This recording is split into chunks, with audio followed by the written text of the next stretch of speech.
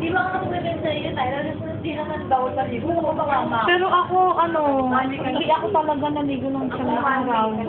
Siyang na araw ako. Naliligas na buhok ko eh.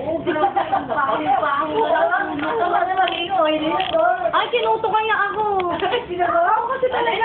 Kinuto talaga ako. Isang yata na akong kuto. Oo, pag nakayan na. Nakatay. Ako talaga naliligas ako ng araw.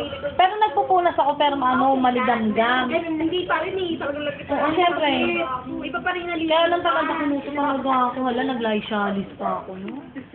Oo. Kaya sabi ko, nanay, nakakahiya ka naman, nagtanong ka pa sa OB. OB pa tinanungan mo, talagang OB, kinabukasan, kailangan maligo ka na dyan.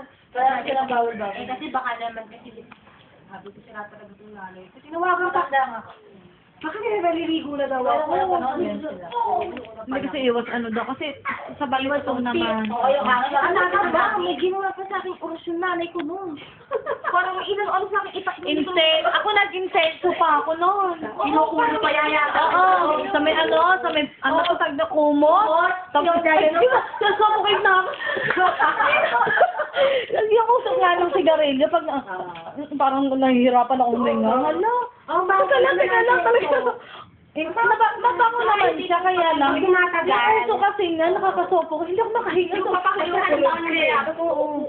ako kayo dahil yung bayaba, siya na siya talaga. Masarap. Ang sarap. Yung nilaligo ko, nilagay ko dito kulit. Ay, sarap. Pero talaga ko alcohol daw, yung sugat mo daw. Ay, ako naman. Yung dahon ng bayaba. Oo, nilaga. Kasi papaligo mo. Hindi nila ng biyanan ko na dahon. Isang puno ba to? Kasi paano yung biyanan ko? Di ba sa CR? Yung ganyan, pinasada ng mga dahon. Hindi apa pa.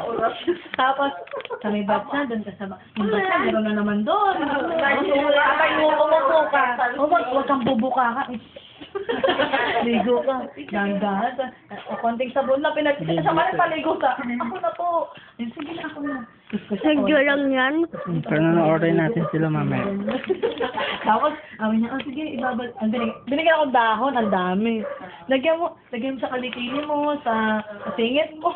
Pero ang sarap. Sa bumbuno mo, ganyan. Ending, after ko inala ko, ano ba tawag doon? Nabinat ako. Ito, punas mo kami mo din. Sige, magkatag kasi.